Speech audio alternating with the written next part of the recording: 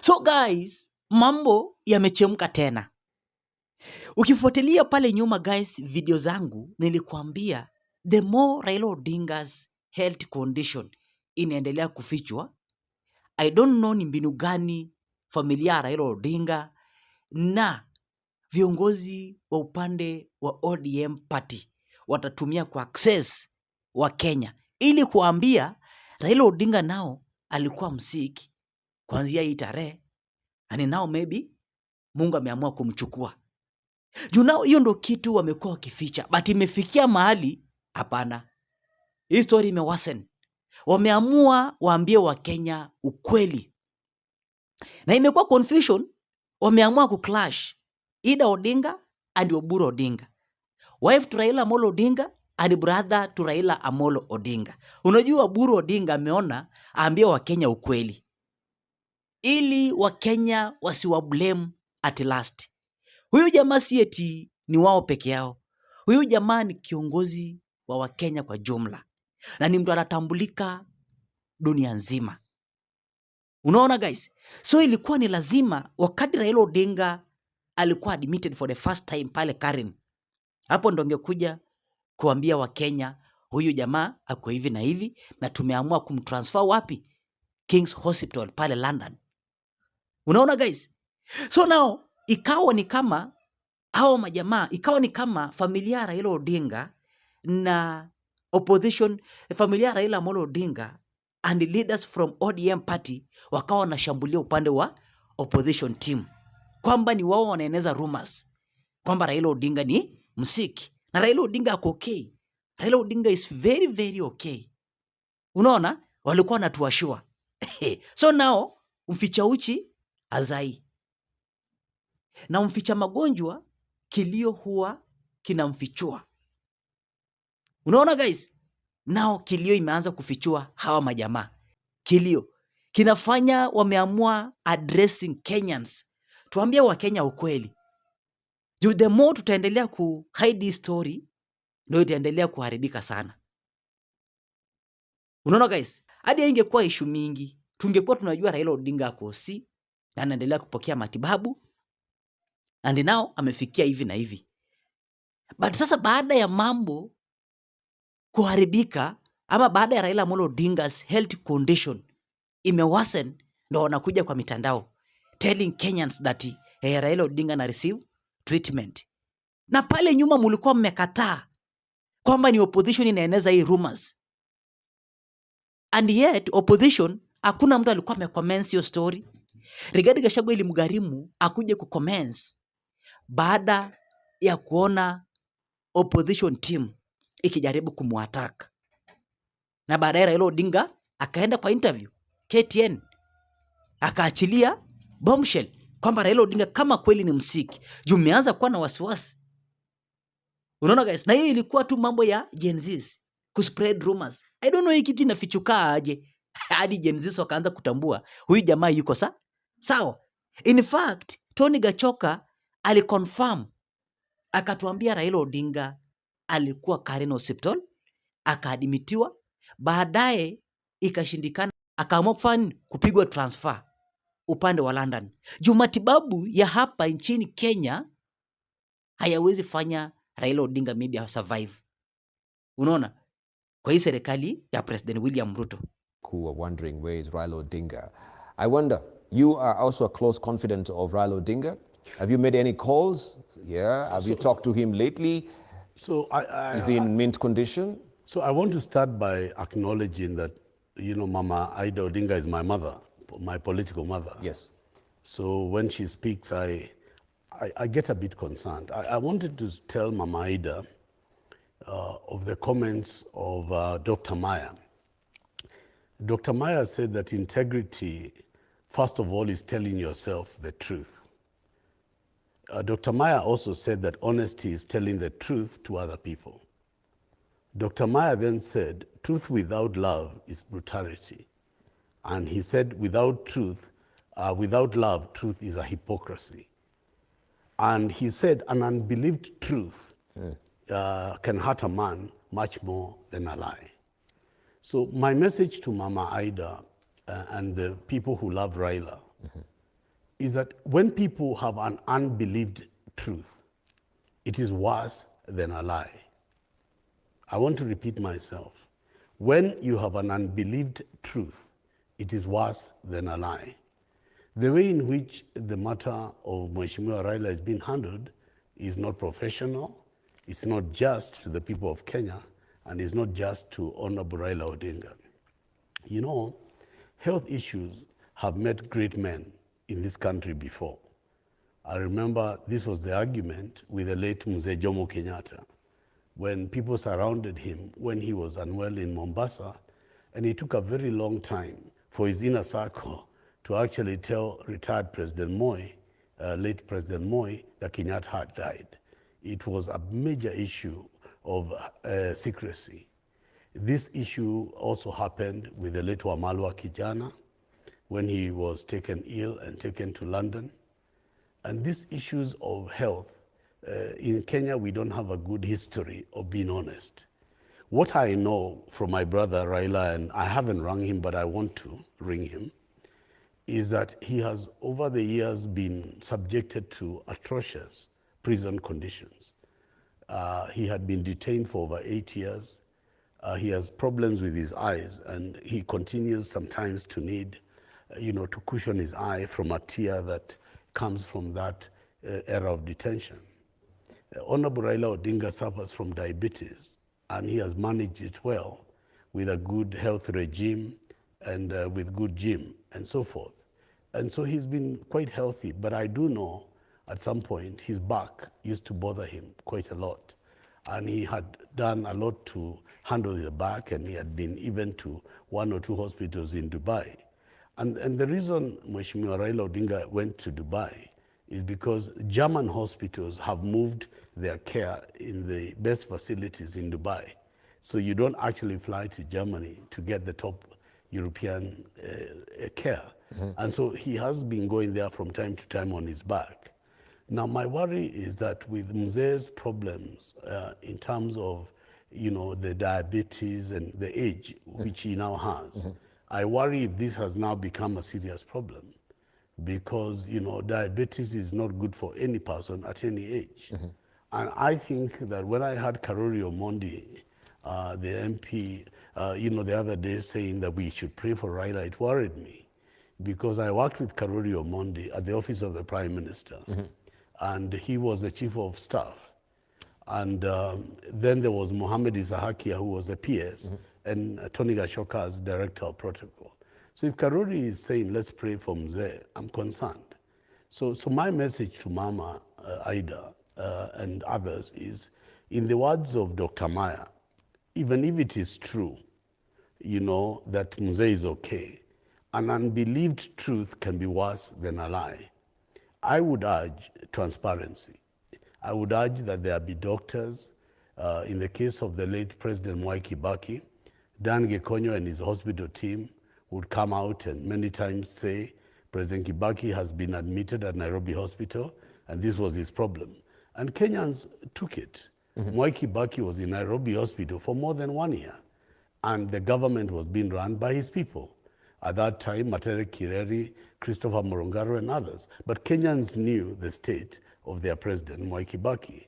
And even during the election, His Excellency Raila Odinga told the country that the captain has been injured, but I'm taking over.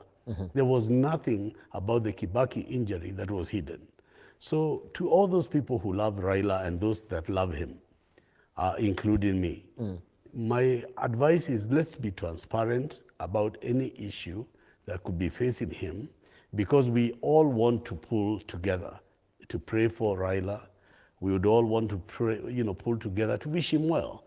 But it's very difficult when it looks like it's a competition. Who's right and who is wrong. Who's wrong. Anybody can be Even within the communications department of ODM. Absolutely. Yes, yeah. I mean, they posted a picture the other day of Mzee in a hospital where people were zooming in and seeing Arabic writing and King's Hospital. And it was not consistent. Normally, the spokesman of the Raila Odinga family is Dr. Oburu Odinga. And normally, when Mzee, for example, got COVID, Oburu Odinga said, I went to see my brother. in Nairobi Hospital. He got COVID, and after this, this will happen, and he'll be released, and nobody raised an issue. When Mzee went to Dubai for care, Dr. Oburu Odinga again released a statement. But when it reaches a point now where Mama Aida Odinga, who's my political mother and a very good friend of mine, has to be put to have to come to clarify, it means that the matter is now getting untidy. And I think it's not about Raila Odinga. It's not about ODM. It's about the Kenyan nation, because Baba holds a place in this country where, regardless of politics, people would want to know his state of health. And I tell you why. Because, you see, the matters facing this country are largely lie on ODM and what ODM is going to do. There was a postponement of ODM at 20, which was meant to be in Mombasa. Yes. And all of a sudden, Mzee is now not there. So, you know, Kenyans are beginning to ask the question, is there something not happening here? I remember in the regime of Mwai Kibaki, when the agro-leasing scandal broke, there was a very big question about the people surrounding Mwai Kibaki. Huyo ni Tony Gachoka. Now, tunataka tusikize Oburu Odinga. Wamepiga nduru. Raila Odinga yuko sawa. Raila Odinga is critically sick. Na baadaye utaona wanatuambia Raila Odinga alikuwa na tibiwa, alikuwa mgonjwa, so saizi Mungu ameamua kumchukua. Na maybe Raila Odinga venye tunaongea Mungu alishamchukua. So wanajaribu kupanga venye wanaweza ingiza hiyo story, kuingiza kwa Wakenya, iingie kwa minds zao, wajue Raila Odinga alikuwa msiki. Na kumbe hapana, maybe jamaa alikuwa ashagenya. Na tujafurahia kama Raila Odinga amegenya. Na tufurahi kama Raila Odinga ni msiki. Unaona? We wanted just to know Raila Odinga's condition inaendelea aje. Na najua iwezi nisaidia juu kuna wengi wataniambia sasa Raila Odinga's health condition itakusaidia aje. Najua iwezi nisaidia, but huyu jamaa ametupigania sana. Lazima tuwe tunajua. Unaona guys? So now Oburu Odinga anajaribu kuja kwa Wakenya. Na tena anajaribu, it's like anaomba msamaha. Tulikosa kuwaambia. Unaona guys? And show me like video na anasema thanks for your great support. Unaona guys, lazima nikuanzishie pale nyuma. Huyu ni Ida Odinga, anakanusha madai ya kwamba Raila Odinga isiki. Sikiza. Juma mokalo ni nyute ntiego ncha chandu ji ka. Jomoko bukore ni baba tuo.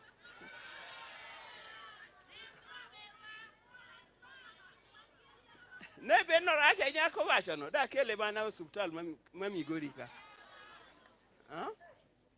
Da kele hospital mamigori ka. Baba musu ongema.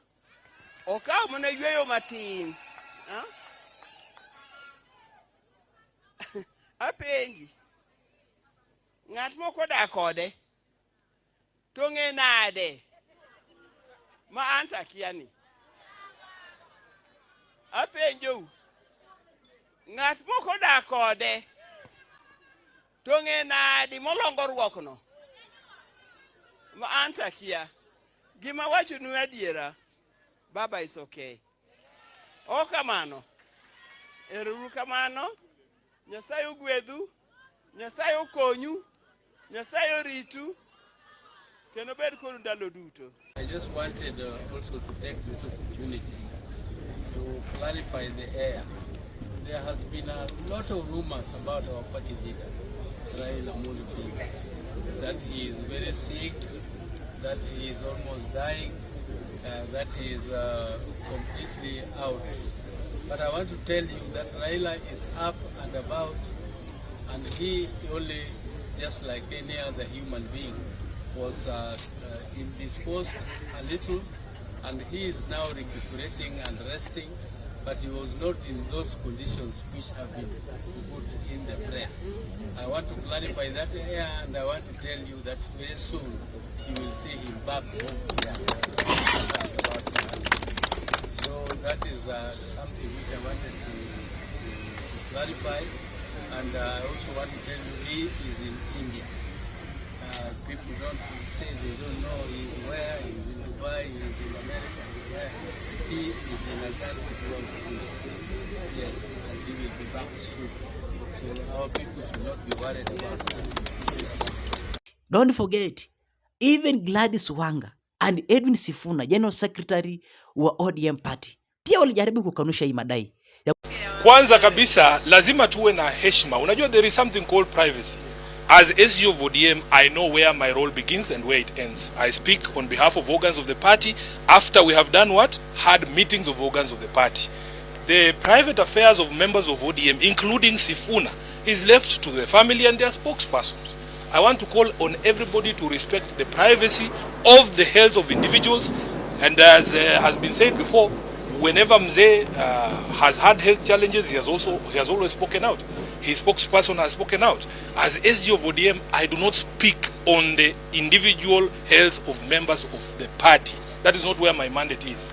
So when we will be updated, Mzee himself will speak. He has spokespersons, they will do that. But let us respect the privacy of every individual in this country.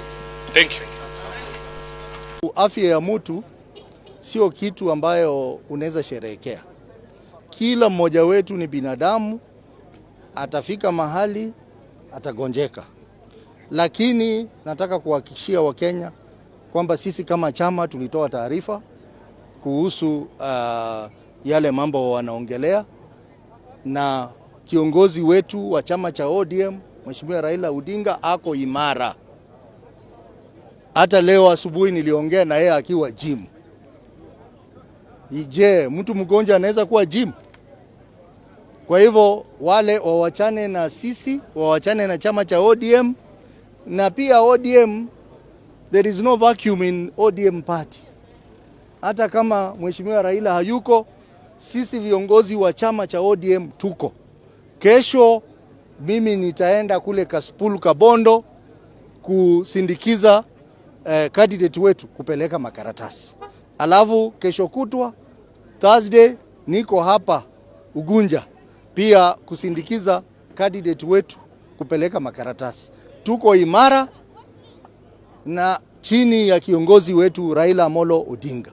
Wale wa vyama ingine ambao wanajaribu kuingilia mambo yetu ya ndani, muachane na sisi kama ODM na muache propaganda kuhusu afya ya Mheshimiwa Raila Odinga. Raila Odinga ako sawa, ako mapumziko, na sisi wakati atakuja tutamkaribisha na vishindo. Na mimi naambia Wakenya wote, chama ambayo iko na mwelekeo, chama ambayo inajua mahali inaenda na inapeleka Wakenya ni chama cha ODM. And now Oburu Odinga is confirming Raila Odinga is critically sick. I can tell you. Skiza. ODM party leader Raila Odinga's elder brother, Senator Oburu Odinga, has confirmed that the ODM leader has been unwell, ending days of uncertainty over his whereabouts and health. Oburu, who was in Bondo in Siaya County for the International Day of the Girl Child celebration, said Raila is currently recovering well in India.